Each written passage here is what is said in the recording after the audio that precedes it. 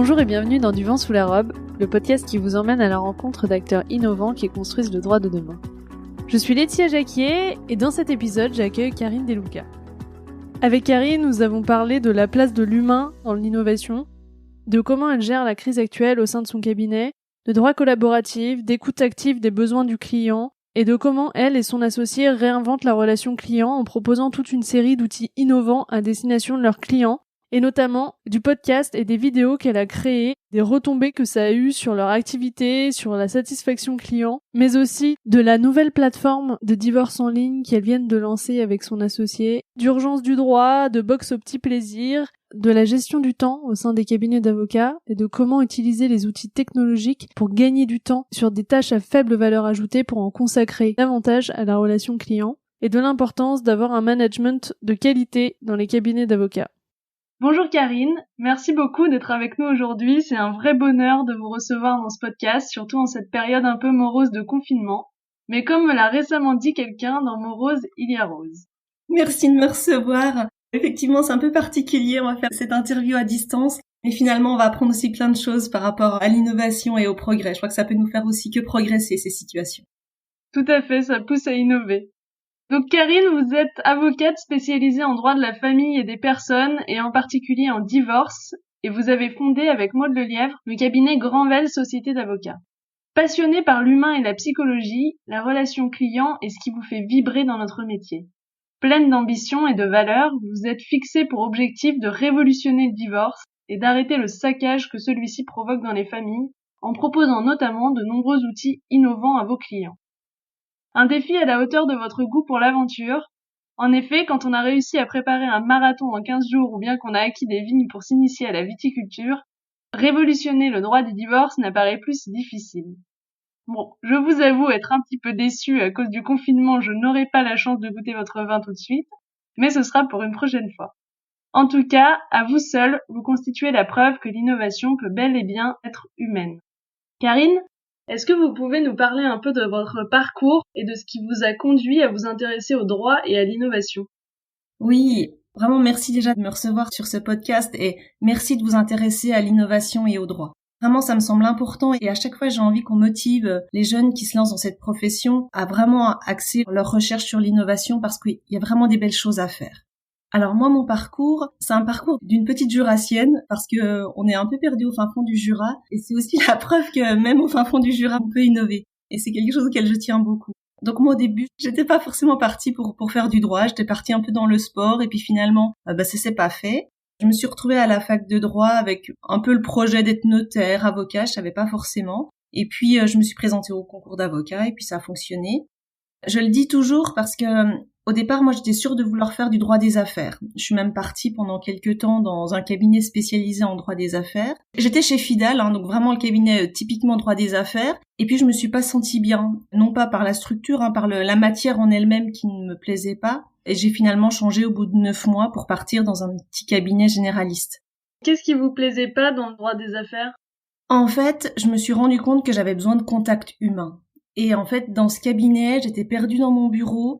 Je crois que je m'ennuyais et puis je manquais de contact humain, d'être proche des gens. Et c'était vraiment un choc pour moi parce que j'étais convaincue de vouloir faire du droit des affaires. Depuis le début, je disais à tout le monde que c'était la bonne solution, que c'était le métier d'avenir. Et c'était un moment difficile en me disant mais mince, le métier ne me plaît pas, j'ai fait toutes ces études pour rien. Et en fait, c'était simplement la façon de l'exercer qui ne me convenait pas. Et je crois aussi que j'avais besoin d'autonomie.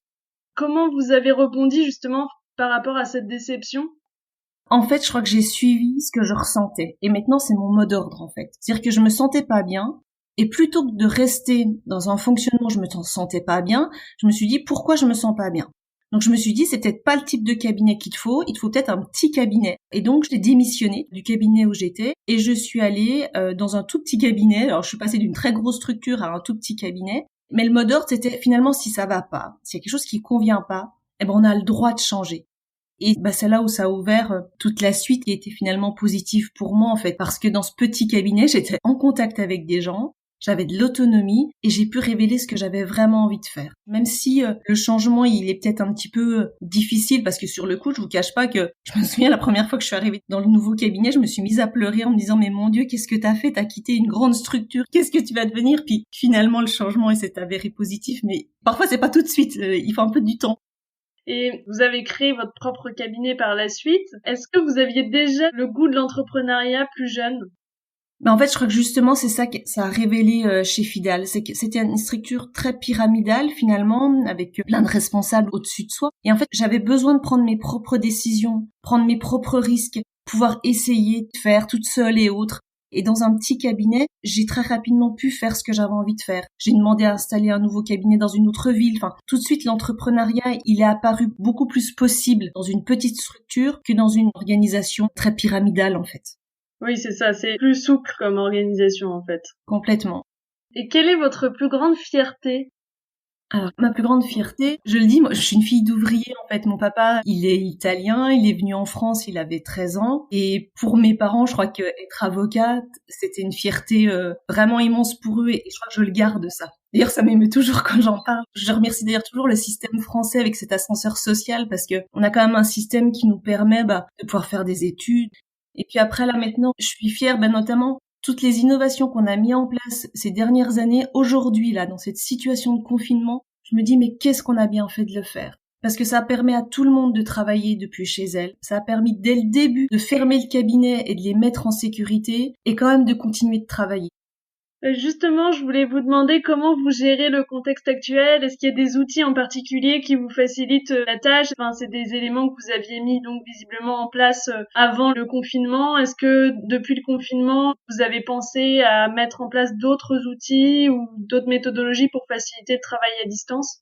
Alors, ce qu'on avait mis en place avant est là aujourd'hui, mais je me dis mais merci, heureusement qu'on l'a mis en place. On a tout numérisé, nous, on est en sans papier, comme on appelle ça, depuis 2 ans. Depuis 5 ans, on a un logiciel à distance, c'est-à-dire que je peux me connecter partout où je veux, j'ai accès à tous mes dossiers. Donc on peut tous travailler complètement sans nos dossiers papier depuis partout. Alors après, c'était un choix qui était un choix compliqué parce qu'il a fallu créer un poste pour ça. Donc c'était un coût financier au départ de dire voilà, on va prendre quelqu'un qui va numériser, qui va faire ce travail-là. Mais maintenant, on a des outils qui vont vite, qui permettent de le faire assez facilement. Et le temps et le coût que ça représente par rapport aux gains qu'on a derrière, c'est inestimable. Et puis, comme je vous disais, on est dans le Jura, donc on a plusieurs villes, on a 3 cabinets. Donc pour pouvoir être efficace sur les 3 cabinets, c'était aussi indispensable d'être en sans papier. Et puis ça a fait des économies de papier, ça permet aussi au niveau des locaux d'avoir quelque chose qui est plus facile en gestion. Enfin, moi là on y voit nous que des avantages. Ça a été difficile au départ, c'est-à-dire qu'il y a le cap à passer de se dire allez on y va, puis aussi une forme de peur de dire mais j'ai plus de dossier papier. Et en fait c'est comme tout, on s'habitue et puis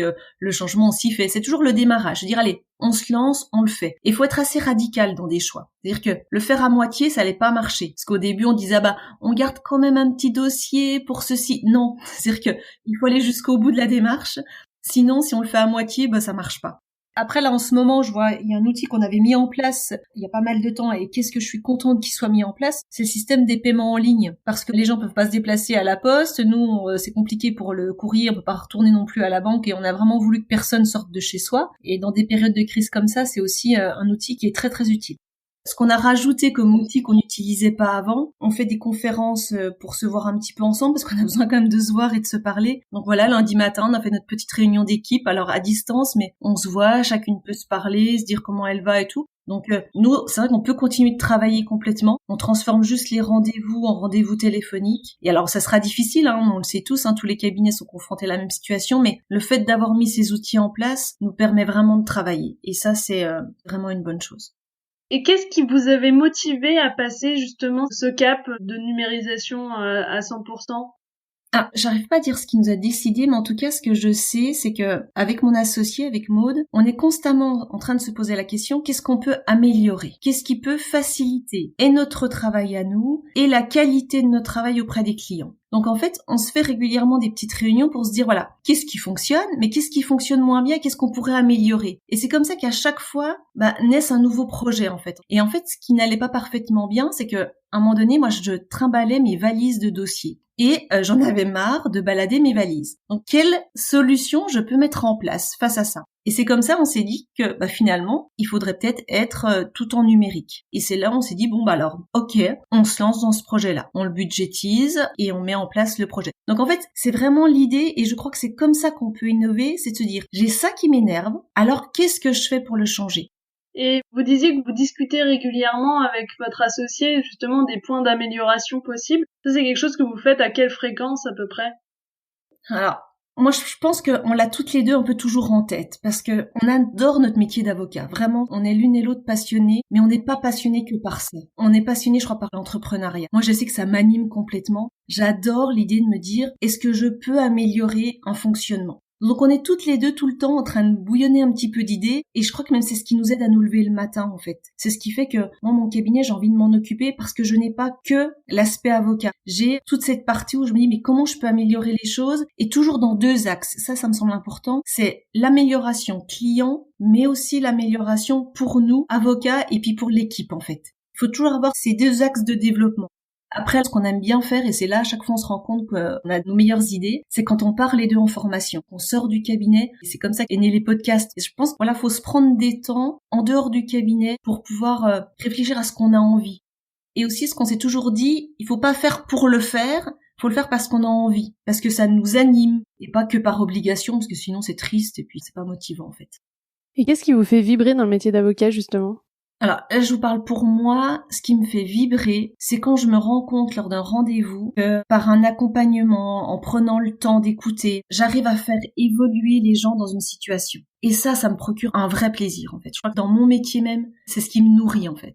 Et puis la deuxième chose qui me nourrit, c'est de me dire qu'est-ce que notre petit cabinet de province du Jura peut apporter à un niveau plus grand, à un niveau national. Et ça, c'est vraiment motivant de se dire finalement, même nous, on peut apporter quelque chose qui puisse servir de façon nationale. Avec l'approche qu'on a, qui est une approche vraiment assumée, de dire on peut divorcer autrement. Cette famille, elle traverse déjà quelque chose de compliqué. Elle est déjà abîmée par une séparation, mais peut-être que nous, avocats, notre rôle, c'est pas d'abîmer encore plus. Comment est-ce qu'on peut abîmer un peu moins cette famille ? Et ça, c'est notre mot d'ordre, et c'est ce que j'appelle notre culture de cabinet.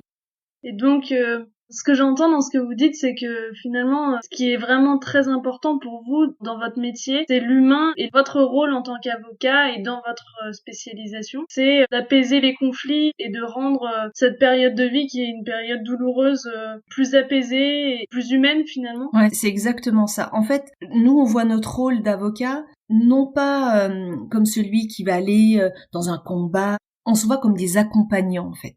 C'est-à-dire que je suis pas au-dessus de mon client, je suis pas devant lui pour lui dire ce qu'il doit faire, je l'accompagne. Et quand on prend notre métier d'avocat comme un métier où j'accompagne dans cette situation, le sentiment que j'ai, c'est que les personnes déjà se sentent écoutées, soutenues, et elles avancent beaucoup mieux en fait. Je vois plein de confrères qui sont parfois un peu épuisés du métier, parce que c'est un métier qui est difficile, mais parce qu'ils se mettent parfois eux-mêmes en propre conflit avec leurs clients. Parce qu'ils fuient leurs clients leur court après, ils ont l'impression de tous être harcelés par le client, et c'est pour ça que je travaille beaucoup ce que j'appelle la relation client, et maintenant je vais même pour former les confrères sur cette approche-là. Nos clients, ça doit pas être des ennemis, on doit pas rentrer de nouveau en conflit avec eux. Mais peut-être que si on est dans ce fonctionnement-là, c'est parce qu'on n'a pas pris notre rôle d'avocat de la bonne façon, en fait. Et qu'une vision plus d'accompagnant, d'être vraiment à l'écoute de l'autre, vraiment vouloir comprendre ce qui se passe pour lui. On rentre dans une relation qui est complètement différente avec le client. Et on rentre dans ce que j'appelle une relation de confiance. Et quand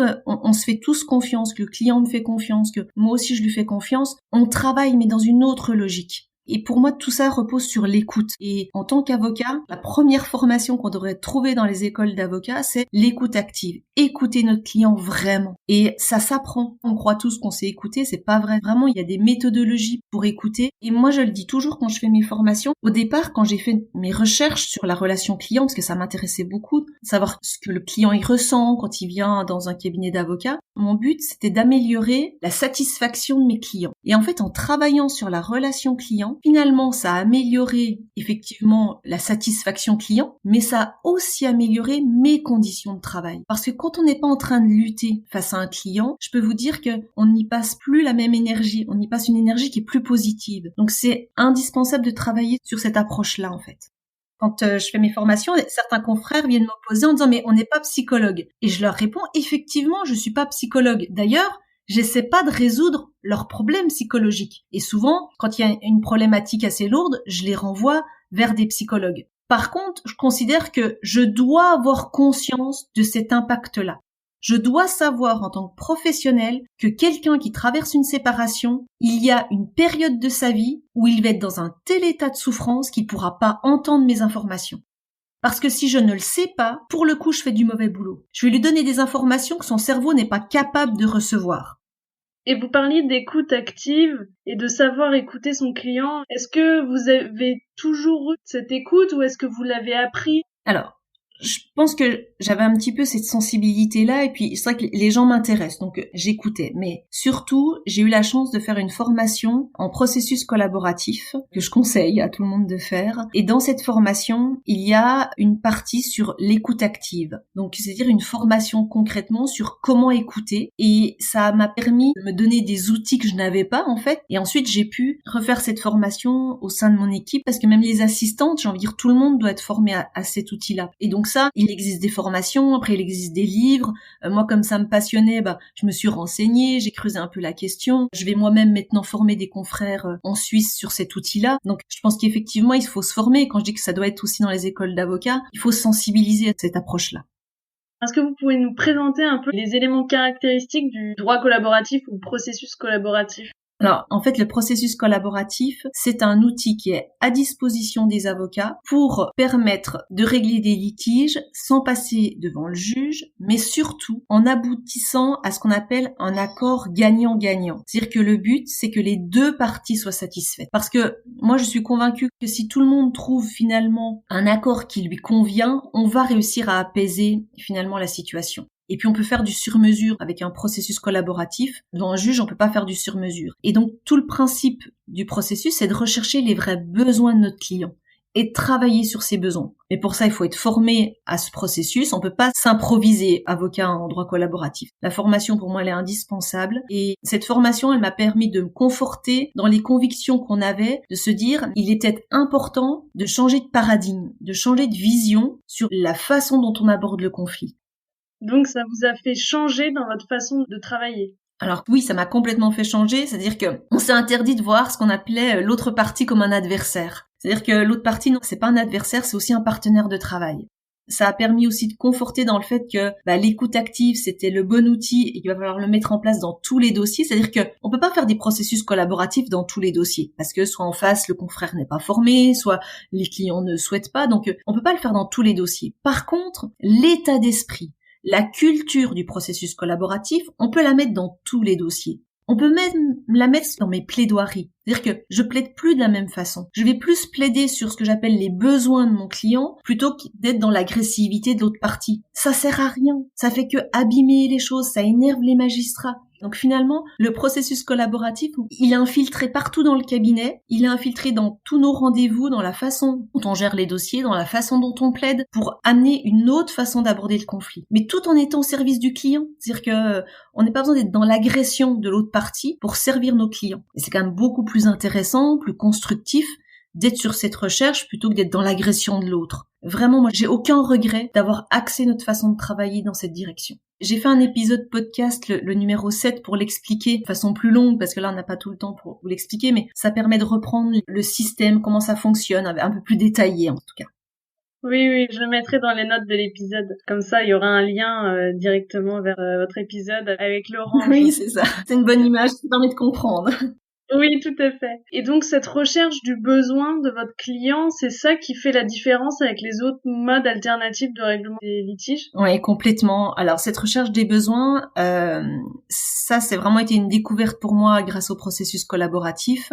Pour essayer de faire simple, quand votre client vous dit « je veux garder la maison » ou « je veux tel montant de pension alimentaire », c'est ce qu'on appelle une position, mais ce n'est pas un besoin. Et en fait, quand on travaille sur les besoins, on amène tout un questionnement auprès du client pour rechercher quel est le besoin derrière cette position qu'il demande. Et en fait, quand on travaille sur le besoin et plus sur la position, déjà on fait un vrai travail de fond, mais surtout, ça a deux impacts. Ça permet au client de se sentir entendu dans sa situation, il se dit « ah oui, on prend bien en compte ma demande » et ça me permet aussi de mieux faire entendre la demande auprès soit du magistrat ou auprès de mon confrère quand je travaille sur les besoins. Et est-ce que vous pensez que ce processus collaboratif, il peut être mis en place dans tous les domaines du droit ou est-ce qu'il se prête plus à certains domaines? Alors, en fait, ce processus, au départ, il était vraiment axé en droit de la famille. Parce qu'on s'est dit, c'est dans ces matières-là, on a besoin de garder du lien entre les personnes. Et puis finalement, avec l'expérience, avec finalement le fait que certains avocats se soient emparés de cette matière, on se rend compte que ça marche dans tous les domaines du droit. Et c'est ça qui est intéressant. Et notamment ceux qui sont bien débrouillés, je trouve, c'est ceux en droit des affaires, justement, qui ont réussi à mettre en place le processus collaboratif. Ils ont vite vu l'intérêt que ça pouvait avoir. Ça avait un intérêt pour leurs clients, pour gagner du temps. Ça avait aussi un intérêt pour leurs clients en termes d'image dans des sociétés, de pouvoir dire, bah voilà, nous on règle nos conflits de cette façon-là et c'est quand même une meilleure image plutôt qu'un conflit devant des tribunaux. Donc en fait, en droit des affaires, ils s'en sont beaucoup saisis. Dans les conflits entre associés, ça marche très bien. Et aussi en droit du travail. Ce qu'il faudrait, c'est que les clients soient informés de ce processus. Parce que je pense que la demande, elle va venir de leur part, en fait. Moi, j'avais fait passer un article dans la presse après m'être formée en droit collaboratif, et le titre, c'était « Divorcer autrement ». Et j'avais des gens qui venaient dans mon bureau en me disant « Mais nous, on veut ça, on veut ce truc-là, en fait ». Et c'est pour ça que je pense que l'information, elle est importante, de dire que, voilà, on peut divorcer avec un juge ou autre. Donc, il y a aussi d'autres méthodes qui existent pour apaiser le conflit, pour essayer de vous aider dans la gestion de votre séparation. Moi, je sais que dans ma salle d'attente, il y a des prospectus sur le processus collaboratif. Il y en a aussi sur la médiation, parce que je n'oppose pas l'un et l'autre, mais effectivement, il faut donner de l'information. Oui, c'est ça. Karine, vous avez aussi mis en place toute une série d'outils innovants à destination de vos clients, et notamment un podcast qui s'appelle « Parlons divorce avec Karine ». Est-ce que vous pouvez nous en parler et nous dire ce qui vous a conduit à créer ce nouveau canal de communication ? Alors, comme vous l'avez dit, on est en recherche constante avec mon associé d'outils pratiques. Parce qu'en fait, on se rend compte que dans une séparation, il y a le droit, mais il n'y a pas que le droit. On est souvent confronté à des petits problèmes pratiques, des choses très concrètes. Et en fait, donc avant les podcasts, on avait mis d'autres outils. Par exemple, on avait fait des agendas magnétiques pour les parents, pour qu'ils puissent aider leurs enfants à se repérer dans les jours de garde alternée et autres. Donc en fait, on a toujours eu cette logique de dire comment est-ce qu'on donne des outils pratiques pour les gens qui sont confrontés à la séparation. Par rapport au podcast, en fait, l'idée elle est venue, comme je vous l'ai dit, quand on était avec mon associé lors d'une formation un peu à l'extérieur. On était, je me souviens, les deux, après une journée de formation, à se dire, mais qu'est-ce qu'on pourrait faire? Et je lui dis, écoute, j'adore écouter des podcasts, mais est-ce qu'on pourrait pas le faire pour le droit aussi? Et c'est comme ça que ça a émergé. Parce que finalement, quand on est en séparation, est-ce qu'on n'aurait pas besoin d'avoir des informations pareilles, faciles à écouter, simples et concrètes? Donc c'est comme ça qu'est née l'idée des podcasts, et je me suis dit je vais essayer de faire un peu tout le cheminement et toutes les questions qu'on peut se poser lors d'une séparation. Et c'est pour ça que dans les différents épisodes, on a aussi bien des questions qui sont juridiques, des questions techniques sur quelle procédure choisir, comment fonctionne un divorce consentement mutuel, enfin voilà toutes les questions très juridiques, mais aussi toutes les questions plus psychologiques, tous les aspects qui sont très douloureux dans une séparation, mais dont on n'ose pas vraiment parler. J'avais envie d'aborder ces questions-là. Donc voilà, en fait, l'outil du podcast, c'est vraiment un outil qui est génial parce que ça permet de donner une information oralement, de la donner à une échelle qui est incroyable. Moi, je vois maintenant la façon dont c'est diffusé, le nombre d'écoutes que je peux avoir dans plein de pays différents en plus. Enfin, c'est un outil qui est extraordinaire. C'est un outil qui se développe parce que quand on est en voiture, dans les transports, c'est pratique de pouvoir écouter ce genre de format. Et puis surtout, c'était une façon pour moi d'utiliser un système qui me plaît bien. Je crois qu'il faut faire avec ce qu'on est. Mon associée, par exemple, elle adore écrire. Donc elle nous fait des fiches absolument super. Moi, ça me convient pas l'écrit. Je suis pas très à l'aise. Par contre, je me sens plus à l'aise à l'oral. Finalement, cet outil podcast, voilà, on l'a mis en place aussi par rapport à ce que je suis. Ça me convient bien, moi, de raconter par le biais des podcasts comment fonctionne une procédure. Le but, c'est pas que ce soit joli et bien écrit, le but, c'est que les gens comprennent. Donc en fait, ce système, il me convient bien. Donc je le fais pas dans la souffrance, je le fais avec plaisir quand j'enregistre un épisode. Et justement, vous parliez du fait de raconter comment se passe une procédure et pour que les gens comprennent. On parle beaucoup de langage juridique clair aujourd'hui. Est-ce que c'est quelque chose sur lequel vous travaillez, vous, aussi via votre podcast pour que ce soit intelligible pour tous ?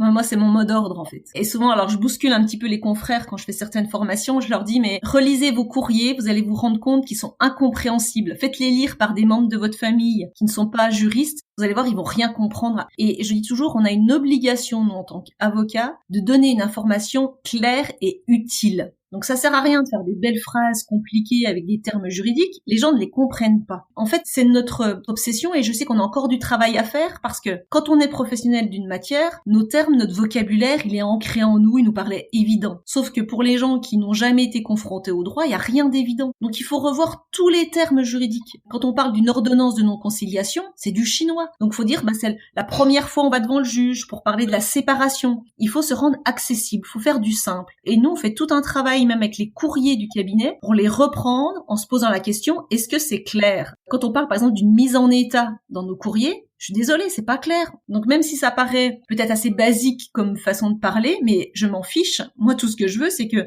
mes clients, ils aient compris. Et tant qu'ils n'ont pas compris, je leur dis, vous me reposez des questions, vous me demandez. Souvent, les gens osent pas poser des questions. Ils ont toujours l'impression d'embêter ou de dire, je suis nul, j'ai pas compris. Donc, faut les mettre très à l'aise avec ça. Moi, en rendez-vous, je fais un dessin sur la procédure parce qu'il y a des gens qui sont visuels et qui vont comprendre avec un dessin. Et donc, ça doit constamment être notre mot d'ordre. Est-ce que j'ai été clair et simple? Et une des bonnes façons de le savoir, c'est déjà de poser la question à son client, est-ce que vous avez tout compris? Et est-ce qu'il y a des choses où j'ai pas été claire? Et aussi, nous, on le fait avec nos amis, avec notre famille qui sont pas juristes, on leur montre parfois des courriers en leur disant, mais est-ce que ça je suis claire? Lorsqu'on fait des fiches et autres, et puis ils nous disent, ah non, mais ça j'ai rien compris. Et ça nous permet de revoir notre copie. Et on travaille avec un communicant qui n'est pas juriste, et c'est vraiment intéressant parce que lui nous fait des retours en disant, écoutez là, vous êtes bien gentil, mais j'ai rien compris.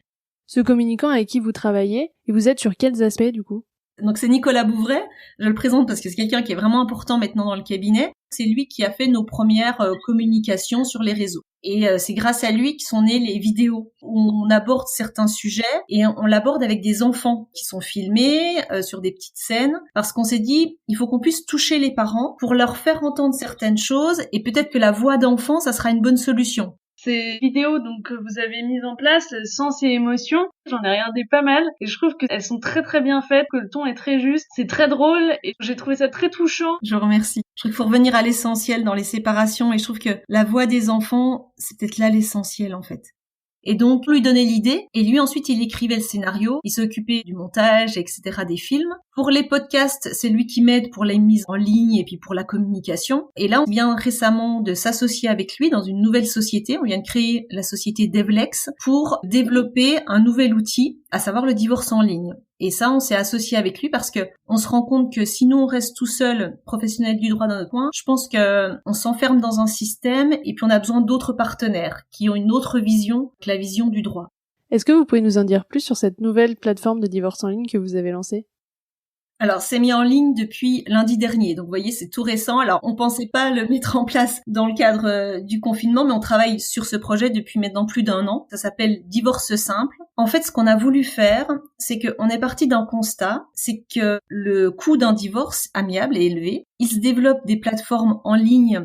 Et donc, on est allé voir un peu ce qui se faisait et on s'est rendu compte qu'il y avait quand même pas mal de critiques par rapport à certains divorces en ligne, en disant que c'était un peu bâclé, que c'était parfois déshumanisé. Et nous, on s'est dit qu'il y avait peut-être quelque chose à faire entre les deux, c'est-à-dire garder une humanité, mais aussi quand même simplifier la procédure et aussi faciliter et réduire le coût. En fait, le but, c'est d'automatiser certaines choses qui peuvent être faites par le client sans que ce soit fait par nous. Et en fait, avec Divorce Simple, on a travaillé avec des informaticiens pour mettre en place un système qui va permettre de générer par les informations données par le client la convention de divorce derrière. Mais on garde le lien humain, c'est-à-dire que nous, il y a un lien par téléphone qui est mis en place. On diffuse également tous les podcasts à chaque question. Par exemple, à un moment donné, on arrive sur la question de la prestation compensatoire. Ils ont le lien avec le podcast. Alors, on l'avait pas fait pour ça au début, les podcasts, mais finalement, on se dit c'est un super outil parce que quand on aborde ce sujet-là qui est compliqué, moi, j'avais déjà créé le podcast sur la prestation compensatoire et on a l'information directement en ligne.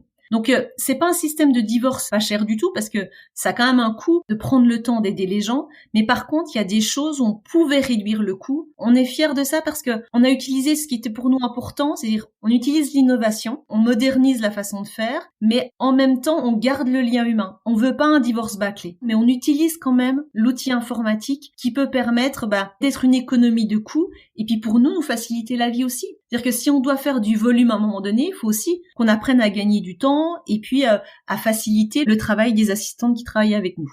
Et donc, si j'ai bien compris, en fait, vous avez un système de questionnaire destiné aux clients. Donc, le client remplit un certain nombre d'informations dont vous avez besoin, qui sont en fait les variables de la convention de divorce amiable. Et ensuite, ça génère du coup automatiquement la convention.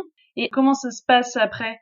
Alors, en fait, il y a plusieurs formules d'accompagnement. Il y a des gens qui vont pas vouloir du tout d'échanges téléphoniques, qui sont déjà très carrés sur ce qu'ils veulent et quelque part, eux, ils ont pas du tout besoin d'échanges. Et puis, il y a d'autres personnes qui auront besoin d'un échange. Donc, en fait, on adapte en fonction de la demande et justement, toujours pareil, du besoin du client. Donc, en fait, avant qu'il en arrive à remplir son formulaire, il y a déjà un entretien sur un devis, c'est-à-dire sur quel montant on part et quel est le besoin du client. Donc, déjà là, il y a un échange téléphonique. D'accord. Et ensuite, dès que la convention est régularisée, ils vont pouvoir rentrer leurs données et qui va générer le document et ainsi de suite. Ok. Et donc en fait, l'idée de la mise en place de ce site, c'était de permettre à la fois de gagner du temps et en même temps de conserver une partie importante qui est l'humain et l'accompagnement si jamais ça fait partie des demandes du client. C'est ça. Parce qu'en fait, on s'est dit, dans tout notre métier d'avocat, il y a une part d'administratif qui est quand même très importante. Donc finalement, c'est utiliser les outils qui sont à notre disposition pour finalement gagner du temps sur ce qui pour moi n'a pas de valeur ajoutée. Très honnêtement, mais remplir une convention, ça n'a pas de valeur ajoutée. Donc autant mettre de la valeur ajoutée sur ce qui est important. Faire payer le fait de remplir une convention, alors que, faut être honnête, on a des modèles, on a plein de choses, pour moi, c'est pas de la valeur ajoutée. Faut aussi être honnête avec notre métier, avec ce qu'on apporte. Par contre, j'ai plein d'autres choses à apporter. Après, il y a aussi des gens qui ont peut-être pas envie qu'on leur apporte ça, parce qu'ils se sont mis d'accord sur tout, ils veulent qu'on leur fiche la paix, ils veulent le faire simplement, et ça aussi, c'est à respecter. Et donc aujourd'hui, avec mon associé, on est fiers de ce produit qu'on a lancé, parce que on donne un service qui est un service de qualité, on simplifie ce qui peut être simplifié, on automatise ce qui peut être automatisé, et sans abîmer la relation humaine. En tout cas, c'est un super projet et je pense qu'effectivement, surtout dans une matière comme la vôtre, je pense que c'est important de permettre de garder ce lien humain si, encore une fois, comme vous le disiez, c'est le souhait du client. Et je pense que un des éléments qui est intéressant avec l'innovation et l'utilisation d'outils technologiques, c'est justement qu'on puisse consacrer plus de temps à ces tâches qui font le cœur de notre activité et qui font le cœur de notre métier et qui sont des tâches à plus forte valeur ajoutée. Vous avez complètement raison. Et c'est pour ça qu'il faut pas opposer d'un côté ceux qui vont faire du divorce en ligne au lien humain. Et après notre idée, donc là on le met sur notre fonctionnement de divorce en ligne, mais c'est aussi de le généraliser à notre pratique du cabinet, qui est un outil pour que le client remplisse ses données et ça génère des documents. Ça va être un temps gagné. Et même pour les filles du cabinet, elles ont beaucoup plus de plaisir à appeler les clients, à avoir une discussion avec eux, plutôt que de remplir un formulaire. Ça n'apporte rien à personne. Et c'est pour ça que j'aime bien ce progrès qui se met en place parce que c'est gagnant pour tout le monde. C'est gagnant pour le client, puis c'est gagnant pour nos équipes. Ça leur permet de faire du travail plus intéressant. Moi, je vois mon assistante, ça lui permet d'aller en formation, ça lui permet de faire des actes maintenant plus compliqués, je la vois progresser dans plein de domaines. Et si je la laisse toujours à ses tâches basiques de remplir les conventions, elle pourra pas progresser. Donc c'est aussi une utilité pour les membres du cabinet. Ils ont tous envie d'évoluer. D'ailleurs, c'est une chose qui me semble important. Il faut faire attention au sein de nos équipes. Si on veut les garder motivés, il faut leur proposer d'évoluer, leur proposer de faire d'autres tâches, les faire avancer sur d'autres domaines. Sinon, on finit par s'ennuyer, en fait. Oui, c'est très juste. Et je pense que avoir des perspectives de développement, de nouveaux outils, de nouveaux chantiers à mettre en œuvre, etc., c'est aussi ce qui fait que on se projette dans l'avenir au sein d'une structure parce que la structure évolue avec notre société. On a un vrai projet d'avenir. Exactement. Ouais. Et puis ça permet aussi, vous voyez, que dans la zone de crise dans laquelle on est, de pouvoir dire mais on est solide. Parce que finalement, notre divorce en ligne, on a anticipé des choses aussi avec ça. Et ça, c'est aussi important pour une équipe de savoir que, on a créé quelque chose qui est solide, quelque chose dans lequel on peut évoluer. Mon associée, Maude, elle a commencé comme secrétaire au sein du cabinet Granvelle. Et puis, elle nous avait dit, mais moi, je veux reprendre mes études, je veux devenir avocate. Elle avait un BTS, elle avait rien de plus. Et on a dit, ok, moi, ça me plaisait bien, cette énergie qu'elle apportait. Et elle a réussi. Elle est devenue avocate et maintenant, elle est associée du cabinet. Donc, on a aussi le mot d'ordre aux filles en disant, voilà, tout est possible. Moi, je ne crois qu'en ça. Je ne crois qu'avec l'envie d'évoluer et d'être en mouvement. Un cabinet qui n'est pas en mouvement, c'est un cabinet qui va finir par s'ennuyer, qui peut être en danger par la suite aussi dans son existence. Ah, c'est un très bel exemple, l'exemple de votre associé. Ça montre que tout est possible quand on a la volonté de se dépasser, d'aller au bout de ses ambitions et de ses rêves. Vous disiez tout à l'heure que toutes ces innovations mises en place, ça vous permet en fait de gérer la crise actuelle et de gagner du temps. Et je rebondis sur ce que vous disiez tout à l'heure sur les podcasts et notamment le fait que vous avez mis en ligne les épisodes de votre podcast sur votre nouveau site de divorce en ligne. Je trouve que c'est vachement intéressant comme exemple parce que finalement, lors d'un rendez-vous client, on n'a pas forcément le temps d'expliquer tout ce qui va se passer, toute la procédure, etc. Et est-ce que, du coup, vous renvoyez vos clients aux épisodes de votre podcast et est-ce que ça vous permet de finalement leur donner une meilleure information juridique, plus complète que si vous aviez pas mis en place cet outil? Ouais, complètement. Je vais vous donner un exemple tout simple. Avant une audience, les clients, ils sont stressés. Ils sont stressés, mais à un point qu'on n'imagine pas. C'est-à-dire que c'est vraiment l'angoisse pour eux d'aller à une audience. Ils vont être confrontés à un juge, à un monde qu'ils ne connaissent pas. Donc, il y a une grosse source d'inquiétude. Donc, avant, ce que je faisais, c'est que j'essayais, alors j'y arrivais pas tout le temps, mais j'essayais d'appeler les clients pour leur réexpliquer comment allait se passer l'audience et autres. Puis, à un moment donné, le volume de dossiers fait qu'on n'a plus le temps de faire ça. Alors, j'ai créé un podcast sur comment se déroule une audience, où j'explique vraiment, même à l'arrivée, avec le système de sécurité, ce qui va se passer, est-ce qu'ils doivent avoir leur carte d'identité ou pas. Et finalement, je leur envoie le lien sur le podcast une semaine avant. Et si vous saviez les retours que j'ai, mais les gens me disent mais merci, oh ça m'a fait du bien, ça m'a rassuré, j'ai pu visualiser ce qui allait se passer. Donc finalement, tout le monde y gagne. Moi, je l'ai enregistré une fois, mon épisode. Il sert à tous mes clients qui vont aller en audience. C'est une demi-heure où j'explique dans le détail ce qui va se passer, même comment se situe la salle d'attente à peu près dans le Jura, parce que j'expliquais un peu comment nous ça se passait. Donc ils sont rassurés. Moi, ça ne me demande pas de temps en plus. L'enregistrement, il est fait. C'est vraiment l'exemple de la scalabilité. C'est-à-dire que je donne un service, mais que j'ai déjà enregistré, c'est-à-dire que moi ça ne me demande pas de travail en plus, mais j'ai un client qui est rassuré. Et qu'est-ce que vous avez eu comme retombées suite à la création de votre podcast? Alors les retombées, la première c'est le nombre d'écoutes. On est vraiment assez surpris sur le nombre, on est à plus de 16 000 écoutes, on s'attendait pas à des chiffres comme ça. On a été classé dans Apple Podcast 2e d'écoute dans le domaine famille et parents, donc ce qui était incroyable pour nous. Le deuxième retour, c'est qu'on a maintenant des clients qui nous appellent d'un peu partout de la France. Et c'est aussi pour ça qu'on a créé le divorce en ligne. Parce qu'en fait, les gens, ils me disent, mais moi, je veux que ce soit vous qui me divorciez parce que comme j'ai écouté tous vos podcasts, j'ai l'impression de vous connaître. Mais c'est ça qui est génial, finalement. C'est que chaque événement va créer une nouvelle situation. Genre, quand on a créé le podcast, j'avais pas imaginé qu'on aurait ensuite un rayonnement national. Et finalement, on se retrouve avec des demandes qui sont au niveau national. Donc, vous serez adapté. Mais c'est ça qui est super, c'est que chaque événement nous demande de progresser et amène la création de quelque chose de nouveau. Et donc, c'est assez génial. Et puis maintenant, des confrères s'intéressent à ce que je fais, donc j'interviens de plus en plus dans des conférences pour parler du métier d'avocat et du développement, pour aider les confrères à développer aussi leur cabinet. Alors, ça prend du temps un podcast, c'est-à-dire que c'est pas le premier mois où on voit les retombées. Là maintenant, ça fait plus d'1 an et c'est au bout d'1 an qu'on voit les retombées. Donc finalement, en fait, l'utilisation de ce moyen de communication, ça vous a permis d'attirer une clientèle qui est élargie à l'ensemble du territoire et de passer finalement d'une échelle plutôt locale à nationale? Complètement, c'est exactement ça. On avait nos dossiers dans le Jura, un peu la Franche-Comté. Et là, maintenant, clairement, on a une clientèle qui est nationale. Donc, nous, maintenant, notre question, c'est comment est-ce qu'on répond le mieux possible à cette demande-là? Et comment ça se passe concrètement pour la création de votre podcast? Qu'est-ce que ça représente en termes de temps et d'investissement de votre part? Je vais être honnête, pas tant que ça. En fait, comme je l'ai fait tellement spontanément, mes podcasts, les sujets que j'aborde, je les connais très très bien. C'est ce que je fais tout le temps avec mes clients. Donc, en gros, je ne traite un sujet déjà que quand je l'ai complètement assimilé et je me fais juste un plan, la structure de ce que je veux dire, mais je ne l'écris pas complètement. Donc, ça me gagne déjà du temps. Et généralement, j'en enregistre 4 et ensuite je les envoie à quelqu'un qui s'occupe du montage. Parce que si je voulais tout faire, le montage et la diffusion derrière, là pour le coup, j'y arriverais pas. C'est pour ça aussi qu'il faut savoir s'entourer de certaines personnes. C'est Arnaud Cimetière qui s'occupe de ça. Et ensuite, c'est Nicolas Bouvray qui m'aide pour la mise en ligne, pour la diffusion et autres. Okay. Et en plus, c'est enrichissant parce que Arnaud me donne aussi son avis sur ce que je fais. C'est toujours aussi, c'est enrichissant, travailler à plusieurs. Ça permet d'avoir un autre regard, ça permet de gagner du temps, puis de rencontrer de nouvelles personnes. C'est toujours, c'est assez enrichissant. Et vous avez aussi, sur votre site internet, mis à disposition de vos clients une série de questions-réponses, des urgences du droit, et également des fiches pratiques sur la gestion du divorce, que ça soit d'un point de vue émotionnel ou d'un point de vue juridique. Est-ce que ça se recoupe avec le podcast? Qu'est-ce qui vous a poussé à les mettre en place? Qu'est-ce que ça vous apporte?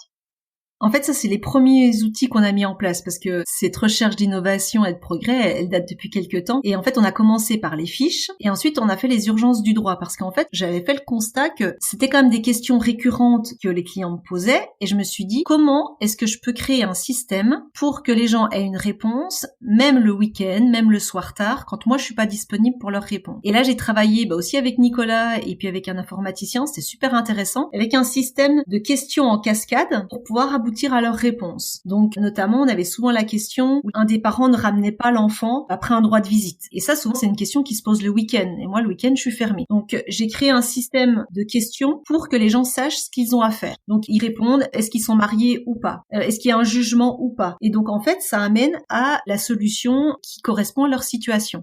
En fait, on s'est toujours dit, mais comment est-ce qu'on donne une réponse à des questions de nos clients sans que nous, on soit forcément derrière notre ordinateur ou au cabinet? Parce que les questions urgentes, elles se posent justement quand c'est le week-end, quand c'est le soir. Donc, les urgences du droit, c'est ancien maintenant, mais ça marche toujours. Je sais que les clients les utilisent toujours. Mais c'était dans cette logique de dire, comment est-ce que je crée de la scalabilité avec un métier de service? Et puis, à chaque fois, on va un peu plus loin. Donc là, c'était les urgences du droit. Et puis maintenant, on le met en place avec les podcasts. Et puis maintenant, avec le divorce simple en ligne, enfin voilà.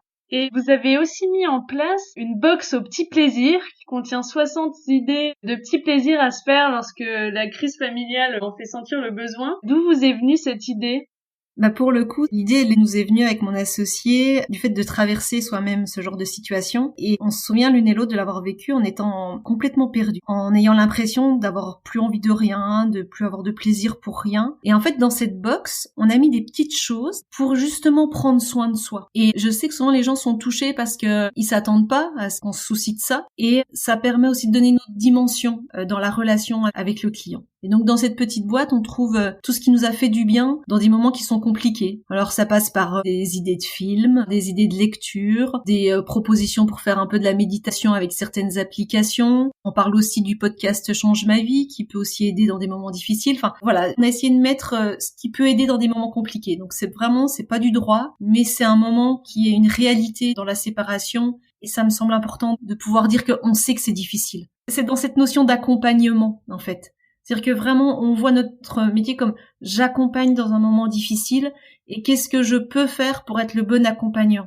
On entend de plus en plus, ou on lit de plus en plus d'articles aussi sur le fait que finalement, les demandes des clients ont évolué et ils attendent des avocats cet accompagnement. Alors, dans votre domaine, donc c'est beaucoup d'humains. Dans d'autres, ça sera d'avoir une approche business et de se comporter un peu comme un partenaire business. Enfin, il y a vraiment cette notion d'accompagnement qui est de plus en plus forte et qui, je pense, est de plus en plus demandée par les clients. On peut aussi, en tant qu'avocat, être capable de s'adapter à l'évolution de la demande. Complètement. Et puis c'est plus intéressant. Et je pense que c'est aussi important que l'avocat travaille de cette façon pour son bien-être à lui. C'est tout l'objet des conférences que je fais auprès des confrères sur le bien-être au travail. Et il y a tout un travail que l'avocat doit faire sur la gestion de son temps, sur la relation avec son client. S'il travaille la gestion du temps, la relation client, il améliore véritablement son confort de travail. Sur la gestion du temps, vraiment, il y a des choses toutes simples à mettre en place pour gagner du temps, pour pouvoir faire des choses plus intéressantes. Et à quoi vous pensez, par exemple, quand vous dites qu'il y a des choses toutes simples à mettre en place pour gagner du temps, pour en dédier plus aussi à la relation avec les clients ? Il y a un point sur lequel je peux être un peu rigide, c'est sur la gestion du temps. C'est-à-dire qu'il faut savoir poser un temps limite, même à ses clients. Par exemple, moi je fais beaucoup de choses par téléphone parce que je me suis rendu compte que je gagnais du temps et je faisais de la satisfaction client. On reçoit beaucoup de mails, les avocats. Et je dis toujours, mais répondez plus par téléphone que par mail. Vous allez gagner du temps. Par contre, vous allez gagner du temps si vous encadrez ce temps. C'est-à-dire que moi, quand j'appelle un client, je lui dis, voilà, j'ai un quart d'heure à vous consacrer. Alors ça peut paraître assez surprenant, le fait que j'annonce le temps que j'ai à lui consacrer, mais c'est transparent. Et aucun de mes clients ne le prend mal quand je lui dis, voilà, j'ai un quart d'heure à vous consacrer ou j'ai une demi-heure, mais en tout cas, je lui dis le temps que j'ai. Parce que ça me permet d'être respectueux avec mon agenda, respectueux avec mes autres clients, et personne ne le prend mal. Et surtout, on s'est rendu compte que nos dossiers avançaient beaucoup plus vite en prenant notre téléphone. Alors, il y a plusieurs choses qui peuvent être mises en place. On peut automatiser des réponses en se créant des bibliothèques de réponses parce qu'on sait que c'est quand même souvent les mêmes thèmes qui sont répondus. Donc nous, on s'est fait on l'appelait le wiki du cabinet. Et puis la deuxième mise en place, c'est le téléphone. C'est de dire, on appelle les clients. Alors, quand je parle de ça aux confrères, on me dit, vous ne prenez pas en compte le problème de responsabilité, s'il n'y a pas de réponse écrite, etc. Alors souvent je me fâche un petit peu avec ça parce que je leur dis moi je me lève le matin pour essayer de servir à des clients. Et donc peut-être que je prends un risque, mais en tout cas c'est un choix que j'assume et dont je prends la responsabilité. Parce que faire des courriers qui font des kilomètres pour couvrir sa responsabilité au cas où on a une procédure, c'est penser à soi mais c'est pas penser au client.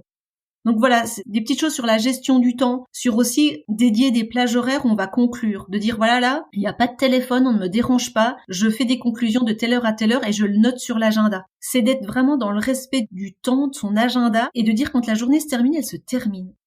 Je rebondis sur ce que vous disiez sur le fait qu'appeler les clients, finalement, ça fait gagner du temps, et c'est vrai. Et je pense que quand on est jeune collaborateur, au début, on a un peu peur d'appeler le client parce que on a peur qu'il nous pose des questions auxquelles on saura pas forcément répondre tout de suite. Et personnellement, j'ai vraiment vu l'évolution au fil de mes années d'expérience, et finalement, ces moments d'échange avec le client, ça faisait vraiment partie de ce que je préférais dans mon métier.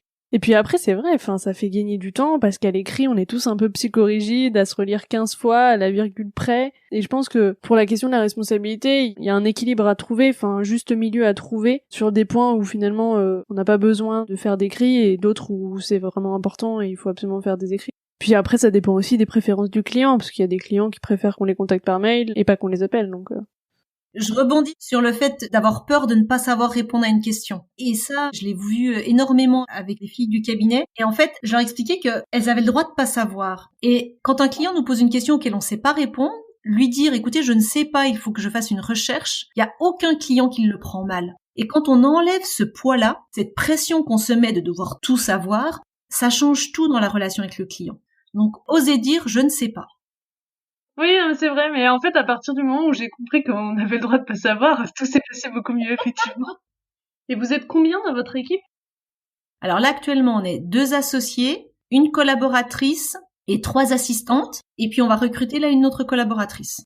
D'accord. Donc, on peut innover dans des cabinets de petite taille et pas que dans les gros cabinets. Ah, mais surtout, c'est encore plus nous qui avons les petits cabinets intérêt à innover pour pouvoir exister, pouvoir durer dans le temps. Parce que c'est vrai que là, on l'a vu avec les derniers événements, les avocats sont inquiets sur leur profession. Oui, on a le droit d'être inquiet, mais à un moment donné, il faut se dire, alors qu'est-ce que je mets en place ? Parce que moi, je suis convaincue qu'on peut continuer d'exercer, de bien vivre de cette profession, mais en innovant, en étant créatif. Je pense qu'effectivement, il y a beaucoup de choses à faire là-dessus. Mais vous pensez que le contexte actuel va justement accélérer ce processus d'innovation dans les cabinets, parce que un peu contraint et forcé de trouver des solutions?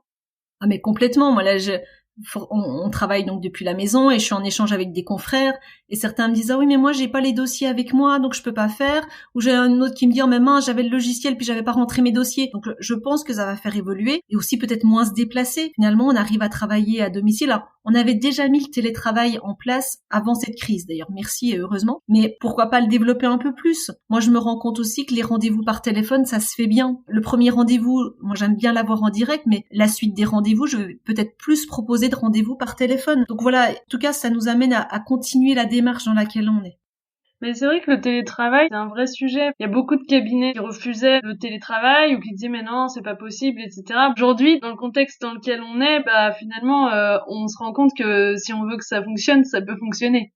Ah mais bien sûr, puis moi je disais à mon associé, mais on peut pas se plaindre, on a la chance de pouvoir continuer de travailler, donc on a vraiment un métier qui s'y prête bien, donc c'est la mauvaise excuse de dire que ça s'y prête pas. C'est comme toujours, c'est une question de volonté, d'outils à mettre en place, et on se rend compte qu'en situation de crise, on trouve des solutions à beaucoup de choses.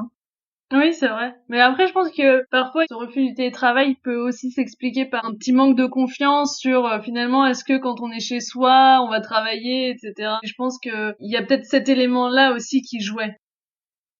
Après, ça, c'est un problème et je pense que c'est une grave erreur de management. C'est-à-dire qu'à un moment donné, plus on met de la confiance, plus les gens ont envie de bien travailler. Plus on veut fliquer et surveiller, plus on démobilise les gens. Donc, ceux qui ont peur du télétravail à cause de ça, c'est qu'à mon avis, ils ont déjà un management qui est pas le bon. Il faut donner de l'autonomie, il faut donner de la confiance. Vraiment, il n'y a rien de mieux pour motiver les équipes. Ouais, c'est très vrai. Et vous avez mis en place un système de prise de rendez-vous en ligne. Est-ce que c'est un outil qui est beaucoup utilisé par vos clients?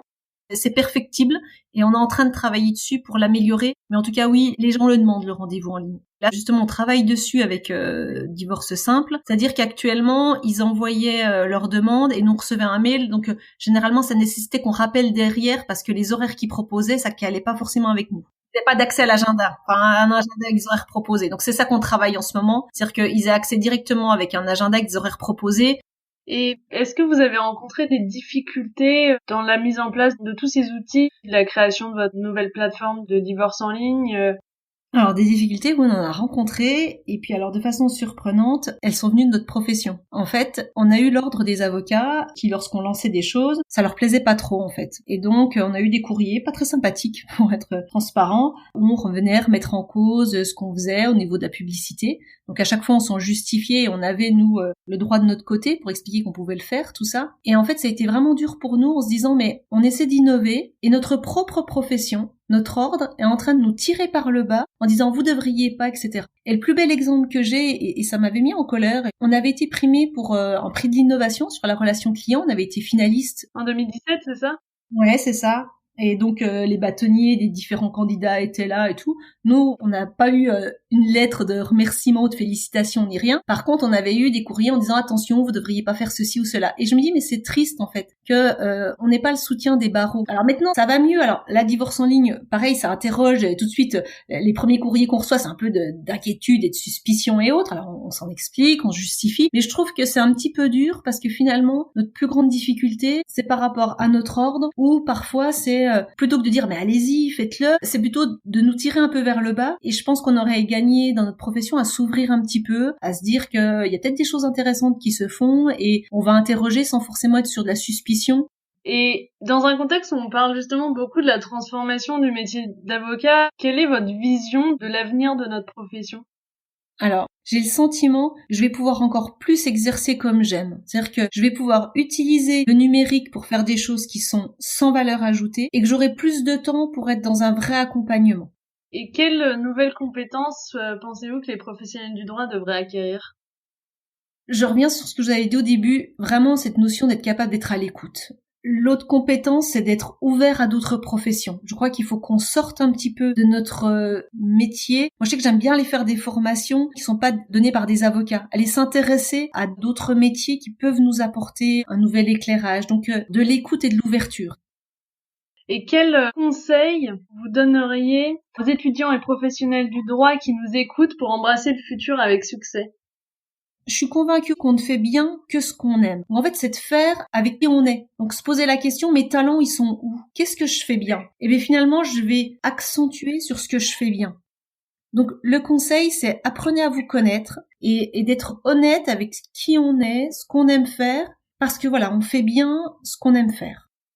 Que vous me dites, ça me fait penser à une conversation que j'ai eue avec Marie Duhaut, qui a créé Entre Confrères. Et en fait, elle me disait que avec un partenaire, il voulait mettre en place un détecteur de talents pour repenser la gestion et l'organisation des talents au sein du cabinet d'avocats pour optimiser au maximum les talents de chacun. Donc finalement, c'est ce que vous mettez en place au sein de votre cabinet. On l'a fait par un petit jeu qui était tout simple. Alors, je l'ai repris ça l'idée de podcast que j'écoute, c'est kiff ou pas kiff. C'est-à-dire qu'en fin de journée, chacune se pose la question qu'est-ce qu'elle a aimé faire et qu'est-ce qu'elle n'a pas aimé faire dans sa journée. Ce qu'on a aimé faire, on doit essayer de le faire encore plus. Ce qu'on n'a pas aimé faire, on se pose la question pourquoi on n'a pas aimé et est-ce qu'il existerait une solution pour ne plus avoir à le refaire. Et si on axe notre façon de travailler comme ça, on arrive à vraiment faire les choses qu'on aime et réorganiser le cabinet de cette façon-là. Vous êtes aussi la preuve que finalement l'innovation peut être humaine. C'est notre mot d'ordre depuis le départ et je suis vraiment convaincue que l'innovation, elle doit être humaine avant tout. Elle doit être au service de l'humain en tout cas et pas l'inverse. Et tant qu'on sera dans cette direction-là, je me dis, on peut que apporter du bien-être à tout le monde. Donc ça doit vraiment rester une direction en tout cas. Et que les choses sont pas incompatibles et que la tech n'est pas incompatible avec l'humain. Il faut aussi dépasser tout ça en fait. Oui, ça peut être d'utiliser finalement des outils tech pour, comme vous disiez, gagner du temps. Et derrière, en fait, c'est une vocation plutôt humaniste dans le sens où on va pouvoir consacrer plus de temps à la relation client. Complètement. Quels sont les premiers pas à faire, selon vous, si on veut moderniser sa pratique, innover, et notamment d'un point de vue relation client ? Quel que soit son niveau de structure, on peut commencer par automatiser des petites choses pour ensuite se permettre d'avoir ensuite accès à un communicant, accès à un informaticien et ainsi de suite en fait. Et faut pas se dire moi je peux pas parce que je suis trop petit. Tout peut se faire à différents niveaux en fait.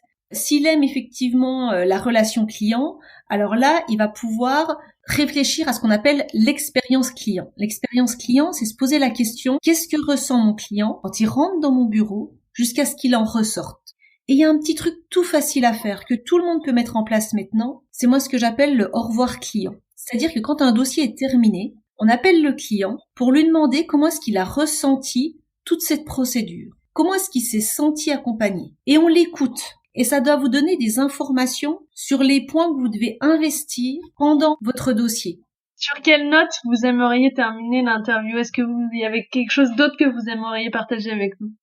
On a la chance de faire une profession qui est magnifique, qui nous permet tellement de choses, qui nous permet d'être entrepreneur. Alors, osez, allez-y, faites, lancez-vous. Je crois beaucoup à l'action, en fait. Ça rend heureux, l'action. Donc, lancez-vous, essayez, et puis, si ça rate, c'est pas grave, on recommence autre chose, mais osez, allez-y, en fait. Merci beaucoup, Karine. J'ai beaucoup aimé cette interview, malgré les petites difficultés techniques. J'ai beaucoup aimé nos échanges et j'aime beaucoup votre approche qui est très humaine et qui donne un peu un nouveau souffle. Donc, merci beaucoup pour tout ce que vous faites et je pense que c'est une belle source d'inspiration. Merci à vous aussi. Merci de vous y intéresser et je trouve ça chouette parce que ça va permettre à d'autres de faire savoir qu'on peut se lancer dans l'innovation et j'espère vraiment que ça donnera envie à des jeunes collaborateurs, à des avocats de tout âge d'ailleurs, parce qu'il n'y a pas d'âge pour commencer à innover, de se lancer dans des choses qui les intéressent. Donc merci de le faire. Merci et j'espère aussi. Voilà, c'est terminé pour aujourd'hui. J'espère que l'épisode vous a plu. Si le podcast vous plaît, n'hésitez pas à me mettre une très bonne note, de préférence 5 étoiles sur iTunes, ça m'aidera beaucoup, et à parler du podcast autour de vous. Si vous avez des questions, ou si vous voulez donner votre avis, ou si vous avez envie de partager votre point de vue sur tous ces sujets d'innovation, n'hésitez pas. Vous pouvez le faire sur les pages du vent sous la robe sur les réseaux. Donc il y a une page sur Instagram, une page sur Twitter, une page sur LinkedIn, une page sur Facebook. Et sinon sur le site internet, sur la page dédiée à chaque épisode, vous avez la possibilité de laisser des commentaires. C'est vraiment fait pour ça. Ça peut être très intéressant de débattre sur ces sujets. Donc n'hésitez pas. Et sinon je vous donne rendez-vous dans 15 jours pour le prochain épisode. À bientôt!